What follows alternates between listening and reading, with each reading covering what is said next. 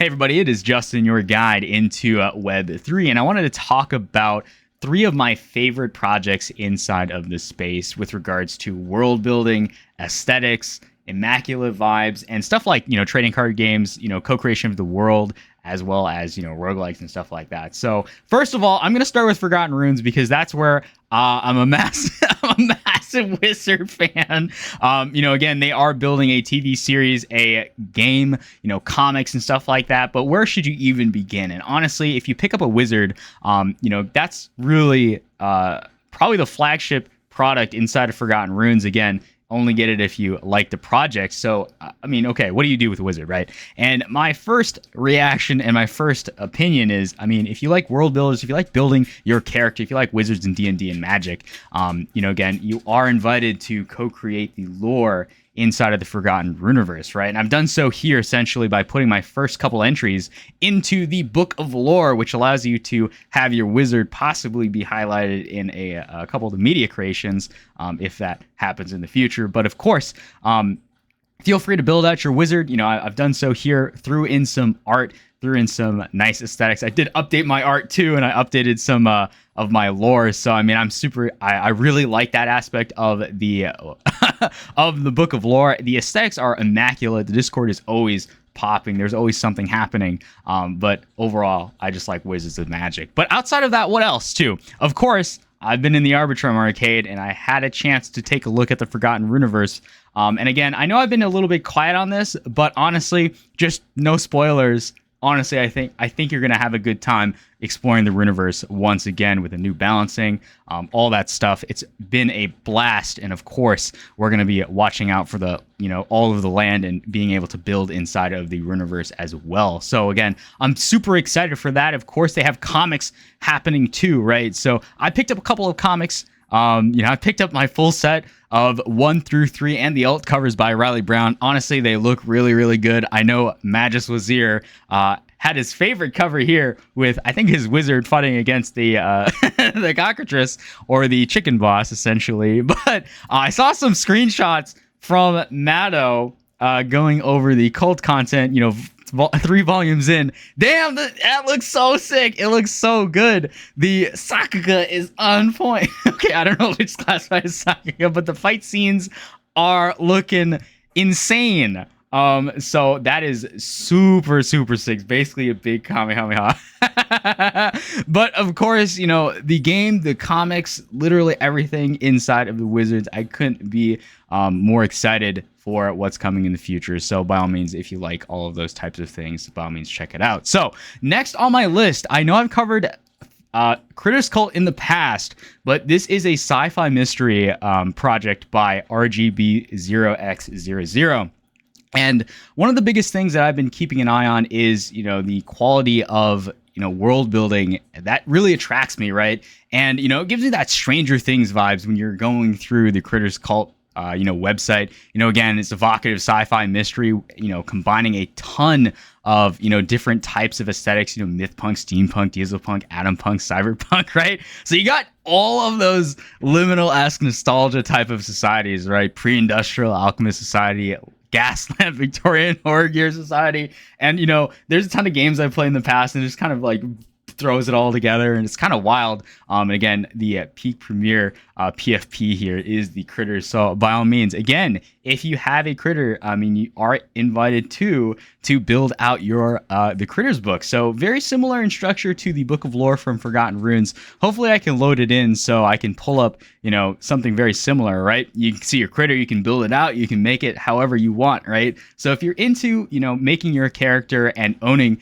and, having ownership of the, the lore of, the world itself, by all means, this is a great way to do so, right? And outside of that, I've been keeping an eye on the world building, right? And how that translates to the TCG game that's coming out pretty soon. I have a couple updates with that. Maybe it's a little bit out of date, but of course, it's always good to review. So again, the library is massive, right? This is the world building aspect, canon lore of the of Critters Cult, right? And it goes over the cosmos, the realms, the forks, the history, the cults inside of the world itself. And there's insane amount of stuff, right? It kind of goes over the overview of each faction, even classes of the critters that are inside of the collection. So that's really wild. I really like I can't even I can't even begin to like delve into the rabbit hole because it's way too deep for me to explain. You just got to experience it yourself, right? There's a ton of stuff in here. You know, if you like that type of deal, by all means, this is a treat. So also, I know I've tweeted about this in the past, but the most exciting thing coming for Critters Cult is the Myths of Broom trading card game. Again, this is on Solana, so it uses CNFTs, I believe. But again, if you play Magic the Gathering, this will appeal to you massively as it does me, right? So world building and narrative is the core of all good TCGs, and damn, this one looks spicy, right? The only reason I play Magic the Gathering is because I like the art, and I got sucked into the world. And I already got sucked into the world of, you know, Critters Cult, and I saw the TCG, and I was like, oh shit, okay, I'm sold. So I'm probably going to need to set aside some Solana, but I'm praying. So again, you know, pretty similar in structure to MTG. You got your resources, your type, defense, instruction, attack, block, name, etc., etc. All these things will be pretty natural if you know how TCGs kind of go. But outside, very excited for that. Very excited. And speaking of that, we also got an update back in February 2020, the end of February.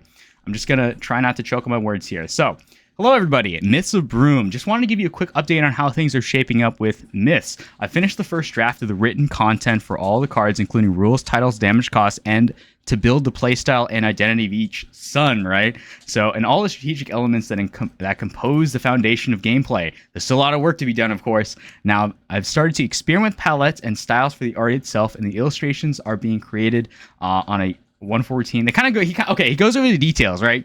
And he's looking to work with multiple reduced palettes, each consisting of 16 to 20 colors, right? And again, RGB's artistic. It is peak in my opinion. So I should probably pull up Magic Eden to kind of show these. Actually, I do have to show it. So I'm gonna try to navigate through. Yeah, I'm gonna try to navigate through what I was trying. Okay, I usually have videos kind of structured in a way where I kind of have a slideshow, but I kind of realized I have to show Sun Sega, right? The art is impeccable. It's crazy. Like, I love the art inside of these, like seeing all of the NFTs and the types of suns, the lore, the world. All of these are NFTs, right? You know, you can put these on your Twitter background and they're going to look insane. They're going to look impeccable, right? Especially if you have your critter as your PFP too. So I really like the collection for Sun Sega as well as literally everything else inside of the collection. So I'm very excited. I can't even express how excited I am for Myths of Broom. But again, by all means, that's just what I wanted to go over with regards to Critters Cult 2 and Sun Sega, right?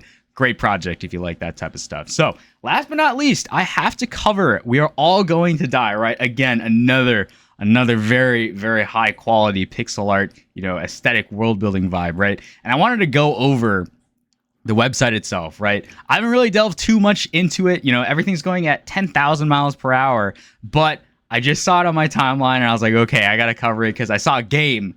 I saw the community created a game for it, and I'm definitely going to try it out. We'll get into that in just a second. But again, it is an evolving story. You know, it's interactive narrative experience based in dark fantasy. The game is primarily played through Twitter with the official account We Are All Going to Die _ETH, right? And players take on the role of traveling adventurers, exploring a realm shaped by powerful beings, opposing gods, and the many groups of personalities within, right? And again, it's all about co-creating the world, you know, in the project, you know. And again, if you like that type of aesthetic, you can feel free to indulge yourself, right?